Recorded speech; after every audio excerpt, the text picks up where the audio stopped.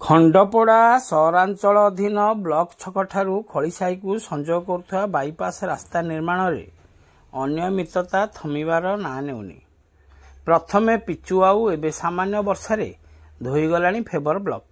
ଫଳରେ ରାସ୍ତାର ସ୍ଥାୟିତ୍ୱ ନେଇ ପ୍ରଶ୍ନ ଉଠାଇଛନ୍ତି ସହରାଞ୍ଚଳ ବାସିନ୍ଦା। ମିଳିଥିବା ଅଭିଯୋଗ ଅନୁଯାୟୀ ଗତ ପ୍ରାୟ 2 ବର୍ଷରୁ ଉର୍ଦ୍ଧ୍ୱ ସମୟ ଧରି ଉକ୍ତ ରାସ୍ତା ମରାମତି କାର୍ଯ୍ୟ ନ ସରିବା ଯୋଗୁଁ ବ୍ୟାପକ ଜନ ଅସନ୍ତୋଷ ସୃଷ୍ଟି ହୋଇଥିବା ନେଇ ଖବର ପ୍ରକାଶ ପାଇଥିଲା।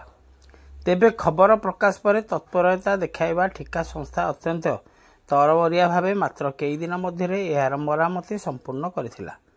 କାମ ସରିବାର ମାତ୍ର 15 ଦିନ ପରେ ରାସ୍ତାରୁ ପିଚୁ ଉଠି ଯାଉଥିବା ଦେଖିବାକୁ ମିଳିଥିବା ବେଳେ ଗତକାଲି କାଳବୈଶାଖୀ ବର୍ଷାରେ ରାସ୍ତା ପାର୍ଶ୍ୱରେ ନିର୍ମାଣ ହୋଇଥିବା ଫେବର ବ୍ଲକ ଧୋଇ ହୋଇଯାଇଥିବା ଦେଖିବାକୁ ମିଳିଛି।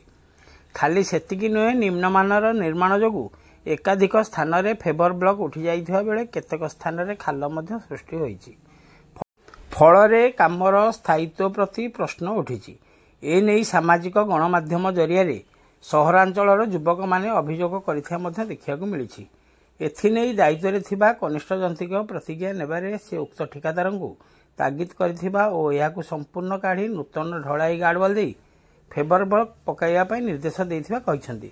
ଅନ୍ୟପକ୍ଷରେ ଦେଖିବାକୁ ଗଲେ ଏହାର ଉଚ୍ଚସ୍ତରୀୟ ତଦନ୍ତର ଆବଶ୍ୟକତା ରହିଛି।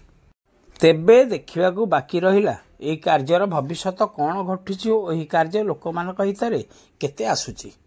ଖଣ୍ଡପଡ଼ାରୁ ସନ୍ତୋଷ କୁମାର ସାହୁଙ୍କ ରିପୋର୍ଟ, ଖଣ୍ଡପଡ଼ା ଖବର।